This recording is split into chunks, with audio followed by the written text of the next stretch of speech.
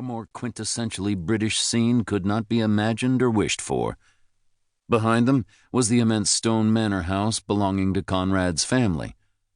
At the moment, his parents were in India or Nepal or Tibet or who knew where, learning the esoteric arts that his father was certain could be useful to the Gnostic Observatines in their ongoing war with the Knights of St. Clement.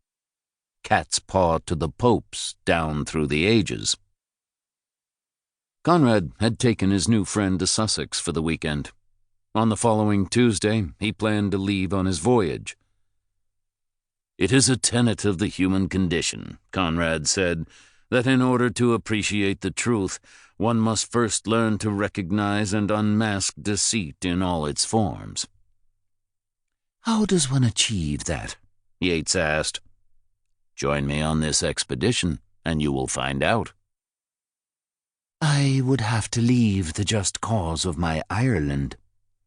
"I understand your dedication to your homeland's independence," Conrad said, "but it must be said that you have endured a rising tide of derision both here and increasingly in Ireland. Perhaps it's time to step away for a month or so. A new perspective." Yates's eyes narrowed. "Do you expect this voyage of yours to cause me to turn my back on the independence movement?" "Not at all." Conrad poured them both tea. "Cream or lemon?" "Neither, thank you." When Yates accepted the tea, Conrad slid a slice of lemon into his cup and continued. "A new perspective is just that. Perhaps with distance you may find a new path to your avowed dream." With a rattle, Yates set his cup into its saucer. "A dream with a long memory is a powerful motivation, Conrad." "Unquestionably." Conrad broke off a piece of scone. "Having said that, a dream, no matter how long its memory, must be forged into purpose in order to succeed." Yates thought about this for an extraordinarily long time as he gazed off into the hazy distance beyond the apple tree. The gently rolling hills, the copses of oak and beech trees, the nesting of chaffinches and long-tailed tits, the small lake on which ducks serenely paddled, all part of the Shaw's vast estate. For all his seeking out the supernatural, he was a supremely rational human being. Whether it be poetry or politics, he pondered with great precision and deliberation. He was not a man to thoughtlessly jump into any proposition. For this reason, Conrad understood that the unmasking of Madame Garnet's fraud had hit him hard.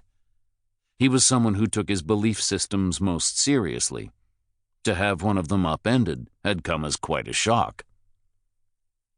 At last, his eyes cleared, and he looked directly at Conrad. "It seems to make sense for me to learn to separate truth from falsehood." Conrad could feel his heartbeat accelerate. "Then you'll join me?" "If you'll only tell me why you have chosen me. Clearly it wasn't chance." "Indeed not." Conrad sat back, hands folded over his stomach. He stared up at the twining branches, the dappling of sunlight, glimpsed the moving clouds passing shadows over them. He opened his mouth and began to recite this poem. "Though I am old with wandering, through hollow lands and hilly lands, I will find out where she has gone, and kiss her lips and take her hands, and walk among long dappled grass, and pluck till time and times are done the silver apples of the moon, the golden apples of the sun." He smiled as his gaze returned to Yates. "It was this poem, your poem, the Song of Wandering Angus, that brought me to contact you, to convince you to make this journey with me." He paused to pour more tea for them both, broke a biscuit in half. W.B.Y. accepted both with obvious pleasure.